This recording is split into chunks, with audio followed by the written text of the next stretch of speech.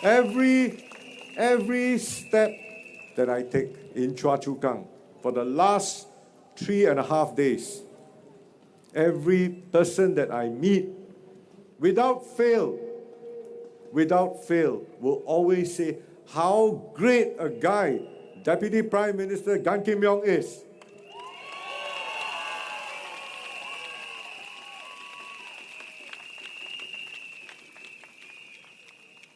This is my second election. At the first election, I was a newbie. I went to Marine Parade. I had the same response when I walked through the markets and every single terrace in Marine Parade. At that time, it was ESM Go Chok Tong.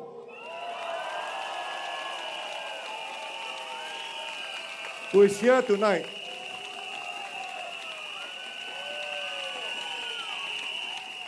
DPM Gan is having the same rally tonight in Punggol.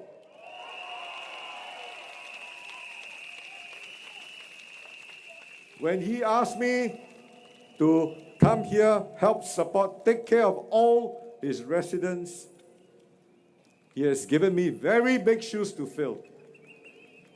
But just as I had to step in when ESM Go handed to me all our dearly beloved supporters in Marine Parade, Braddell Heights, I took up the baton. My dear fellow Chua Chu Kang residents, I will do the same again for every one of you. I know many of you are sad that Gan Kim Yong is leaving Chua Chu Kang and has moved to Punggol. He has been your MP for close to 20 years and many of you have built close relationships with him. It was a very difficult decision for me to ask him to go to Punggol, but I would like to seek your understanding. When Teo Chee Hean retired, I needed a steady and experienced leader to anchor not just Punggol, but the entire northeast area. And I decided Gan Kim Yong was the best person to do this. But I would not leave Chua Chu Kang without someone capable to carry the work here. And that's why I looked around my team and I decided the best person to come here is none other than See Leng.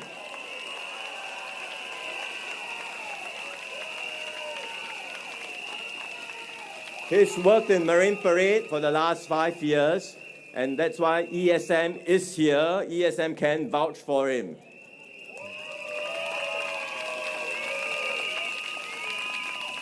I've also worked with See Leng over the last 5 years closely.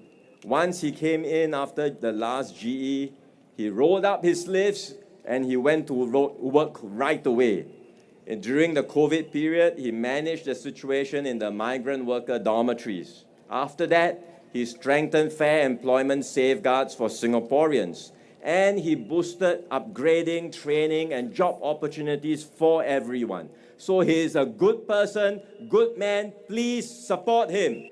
We are one, perhaps not one of the few, perhaps we are the only government in the world that looks at every stage of a Singaporean's life cycle. From the time you finish your education, you go out to work, there will be a whole slew of schemes and initiatives to support you in the form of training, in the form of upskilling. We have developed the career health program. Just like each one having a medical health record, every Singaporean has a career health record. And in it, we use artificial intelligence to tell you what the world is developing, how fast they're developing, and what are the courses you can do to upgrade. And many of them are subsidized, or there is Skills Future credit that you can use. By the time you hit your late 30s, early 40s, we give you another top-up so that you can continue to stay abreast, you can continue to stay ahead of the curve. Up to the time you reach your 50s, we start to work with you on career conversion programs, how to prolong the longevity and the runway of your career pathways. And at any particular point in time, if you need help, we will be there for you. There's structured career pathways for each and every Singapore individual past 55 near retirement age. You can work that out with the HR departments. We have leveled the playing field. We are providing at every stage equal opportunity for all Singaporeans. The PAP government never sleeps. They are constantly working on the next big initiative to make sure that we are always preemptively planning for the next crisis. At the same time, DPM Gan and myself, also in the Trade and Industry Ministry, look all over the world to continue to secure supplies for us. I think all of you know we are a very small, open country. So many of your opposition parties keep saying, are we overreacting to this tariff war? Now they are beginning to see the uncertainties. Now they are beginning to see, if you look at the last political podcast, just last night, they are beginning to acknowledge how uncertain things are turning out. But we have already established the resilient workforce or the task force, Singapore Economic Resilience Task Force, again chaired by DPM Gan, myself as one of the work stream co-chair, working to make sure that every Singaporean will not be compromised. Take the example of jobs and foreigners. It's an emotive matter. The PSP says that foreigners are taking away your jobs. So we've debated this over and over again in Parliament. Mr. See Leng is at the center of it. Keeps on debating until he decided to use a Cantonese phrase.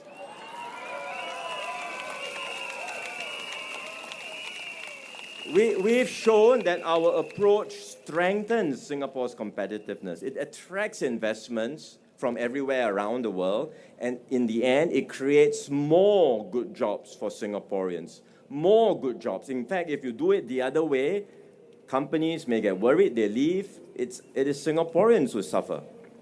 But even after all the explanation, the PSP keeps pushing the same line because they know it's an emotive issue and they think they can get political mileage out of this. And perhaps they have seen this strategy work elsewhere. Indeed, if you look at Western countries, many countries have become more nativist, more insular. And so here in Singapore, they use a similar tactic. But can we in Singapore really afford to go down this path? Big countries like America, they can decide to close their doors and they will survive. Big US of A, they will go on.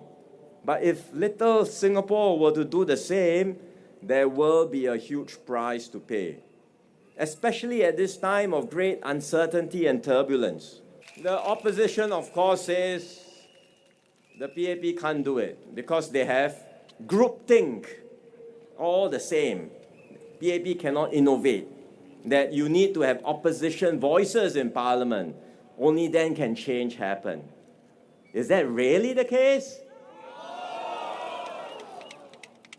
Just look at our track record for the last 60 years, the PAP's track record, working with Singaporeans. Look at what we have done together with all of you to transform Singapore. So many different areas, in jobs, in healthcare, in our housing estates.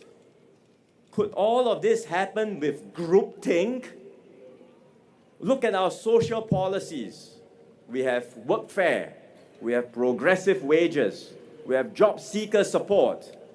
These were all innovations by the PAP government, not by the opposition. Which country has negotiated so many bilateral free trade agreements in the world? The highest, it is Singapore. Which country has now thought of negotiating digital FTAs, going beyond traditional FTAs, innovating in a new way? It is Singapore. Is it possible to do all that with groupthink? Let's get real. The opposition also says, don't worry, the PAP is still in charge All we want is a few more seats in Parliament so that we can make the PAP work harder for you. You would have heard that too, I'm sure. But the reality is this: more opposition seats in Parliament will weaken the PAP team. Already, I have had many experienced ministers stepping down. Last term, Taman stepped down, he's now our president. And then now in this election, Chi Hien, Swee Kiat, and Eng Hen. 3 very senior and experienced ministers, including Maliki and others.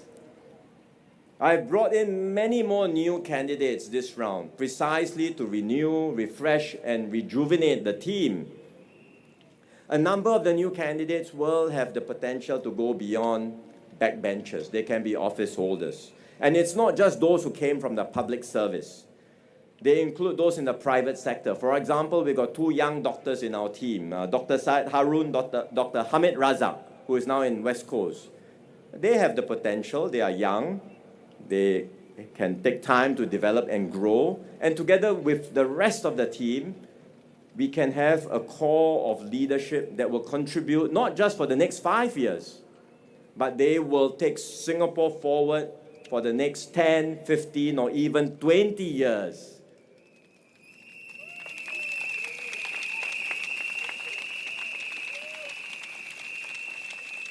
So do you really want to risk all that?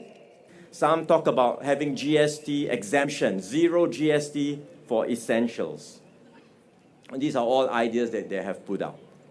Actually, we already have a tiered GST system. Let me explain.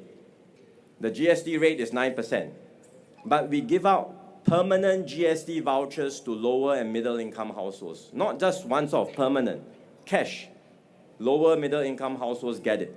And because we rebate, we give you back cash, the effective GST rate for middle income households is below 7%. Then you may ask, who pays the full rate? If most of us lower middle income pays 7 or below, who actually pays the 9% rate?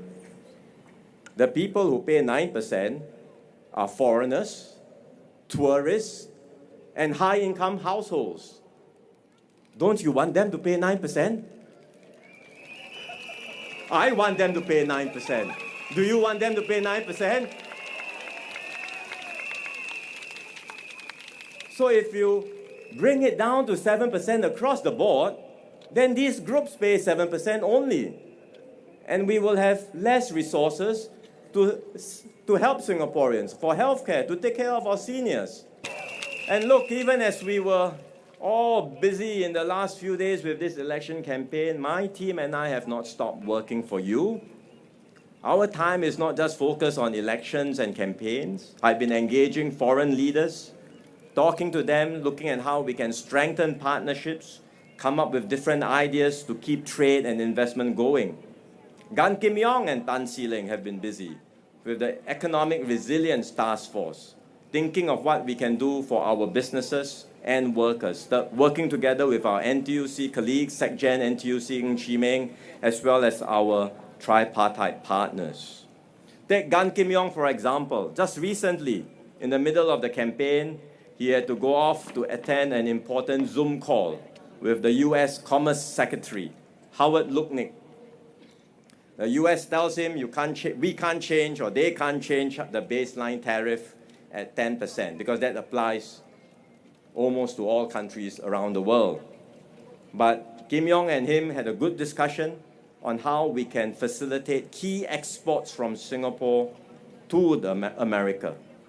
And the Commerce Secretary agreed that the US would consider this and told Gan Kim Yong, "We trust you."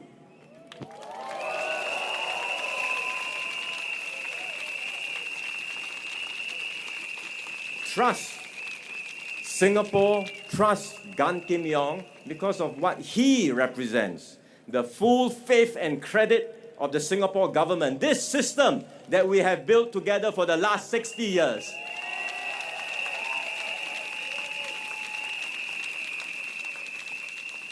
And that's why Gan Kim Yong is Deputy Prime Minister and my right-hand man.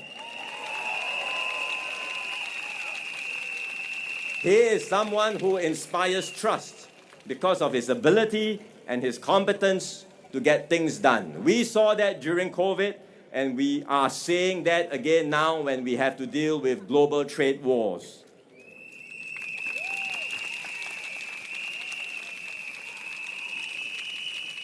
So friends, Singaporeans, colleagues, and everyone, please don't fool around in politics. The challenges ahead are serious. They demand serious leadership, serious solutions, serious people. They demand a strong PAP,